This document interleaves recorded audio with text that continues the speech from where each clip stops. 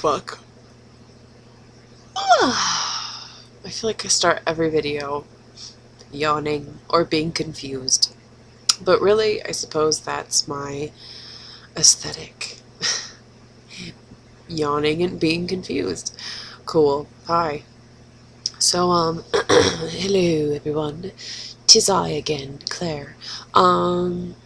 So okay, I had said before that I was gonna do a video about fic, and I was gonna be like, I'm gonna wreck you fic and stuff. It's gonna be fun. It's gonna be great. We're gonna have a great time, and I will. Don't get me wrong, I will. But like, I actually gotta ask about something interesting that I want to talk about, because it's something I was like, I've always been like, oh, I should tell them that in a video, because if I type it out, it will be boring. / I know I won't do that. I'm more likely to talk about it.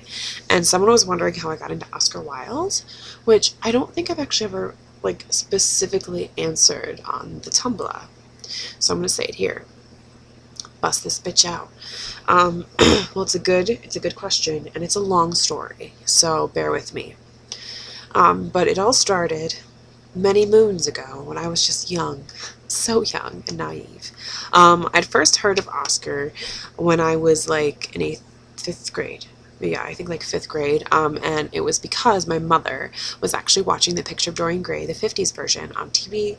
I had stumbled in, was like, oh, what are you watching, Mom? And she told me about it, and she's like, oh, the ending is so scary. And so I was like, ooh, of course I have to watch it now.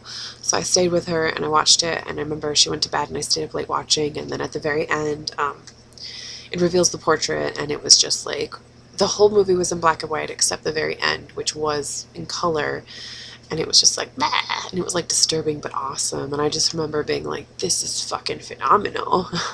This is cool.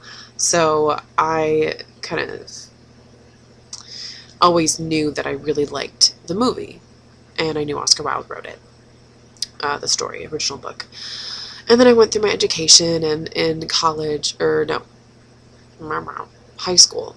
In high school, I was in all these classes, and we read The Importance of Being Earnest in one of my British literature classes, and I loved it. And it just sort of became known that I sort of loved Oscar Wilde amongst my peers. I did my papers on him. I started doing my essays on him. I read The Picture of Dorian Gray, the novel. And then that summer when I turned 16, or was it when I turned 17 maybe, we went to Paris over the summer, and I actually was able to go to Père Lachaise and visit Oscar Wilde's grave. And I think that's kind of oddly when it all took a turning point, because like up till then I really liked his work and everything. I just didn't know him as a person very well. Like I didn't know anything really about him, and didn't know all of his works. I wasn't obsessed yet. I just liked him when I had known. I thought he was funny and just had a beautiful way of writing. But then like it just so happened that we had a day off. We could do whatever we wanted, and so I took the tour guide and was like, hey, can you show me Oscar Wilde's grave and Jim Morrison's grave too, because you know I was cool. And so we went to Père Lachaise, and I went there with I was all pumped about Jim Morrison, but then I was like, Oscar Wilde blew him away, because I just remember like sitting by his grave for like, it was like half an hour, maybe an hour, and it was so weird. It was like in that moment I just felt something for him. I was just so like, I just like fell in love with him. It was weird. It was like it just being at his grave just made me like under a spell or something. And I remember taking out a piece of paper and etching, you know, his name over it. I actually have it right over there, the etching in a frame. And then I just was taking pictures and like just sort of like, I don't know, I just wanted to be there. It was so strange.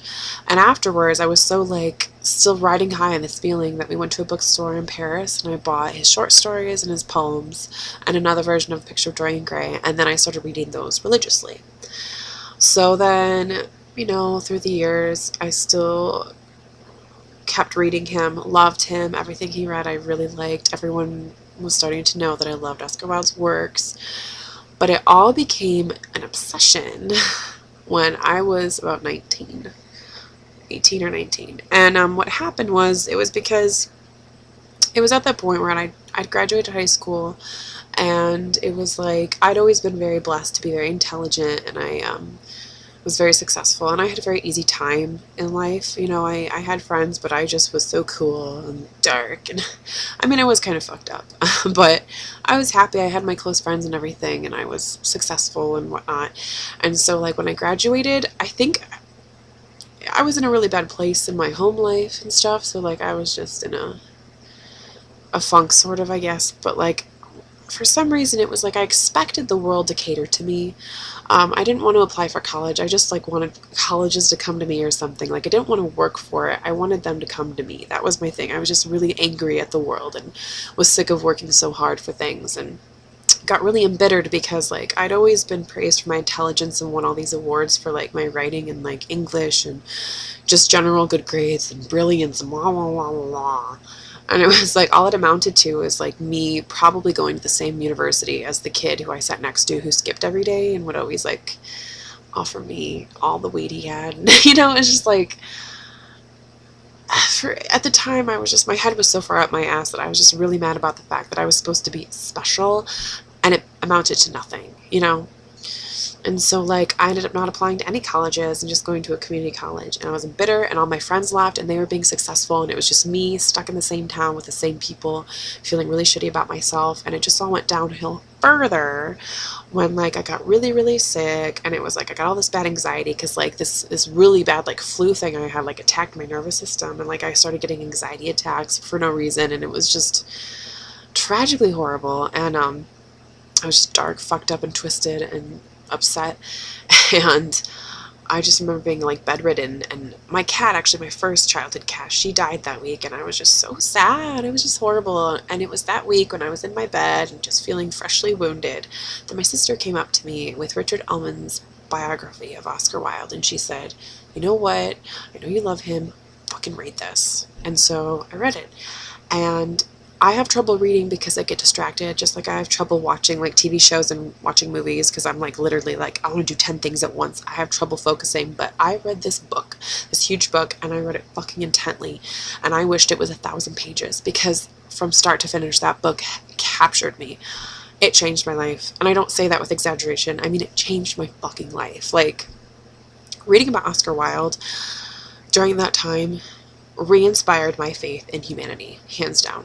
I mean, I was at a place where I hated everyone. Everyone seemed the same. Everyone was boring. I was so sick of humans and just unimpressed with them, and everything was dull and gray and the same, and I just thought, I don't want anything to do with this. But reading about him and reading about how wonderful he was, A, made me think there are probably other people like him out there. If he existed, then others can exist like him. And B, it made me realize that you create your own life. Because that's what he was. He was all about creating your own world. You are what you make yourself to be. So he wanted to surround himself with beautiful things and do beautiful things, and that's what he did. Like, it was simple as that. He created a reputation for himself and acted a certain way and made conversations a certain way and just lived his life how he wanted it to be without giving a fuck.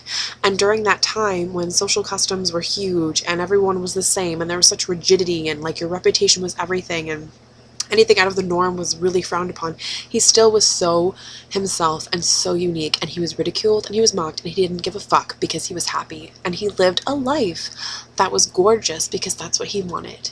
He was himself unapologetically, and then like obviously it ultimately led to his ruin because he loved who he loved, but we won't get into that. Oh, so upset, my baby. But basically it just changed me. It changed my perspective. And so like just reading that book, it made me read all of his works. It made me fall in love with him. It made me just immerse myself in the world of Oscar Wilde and the mentality of Oscar Wilde, because like after that I went to university, and I went there, I feel like being myself for the first time. You know, I loved what I loved. I said what I wanted to say. I didn't make friends just for the convenience of it. I didn't just like string people along just so I could have like a security blanket of people. I did what I wanted, and whoever joined my little bandwagon of weirdness and ostentatious behavior, they were my friends and I got along with them, and whoever didn't, fuck off, it was no big deal. I just lived in a happier way, you know what I mean? And like, I spoke the way I wanted to and dressed the way I wanted to and did stupid, ridiculous things like collect lilacs for an entire month because I said they were my favorite flower, and then my friends would actually collect them on walks and bring them to me so that my room was filled with lilacs, and by the end of the year they were all dried up and gross, but I didn't care because like they were my lilacs, you know, like weird shit like that. I did that, and I felt allowed to do that and inspired to do that, and I created a beautiful world for myself and surrounded myself with beautiful people, and I became happy, and it was all because of Oscar Wilde. So that's how I got into him, and that is why to this day I love him.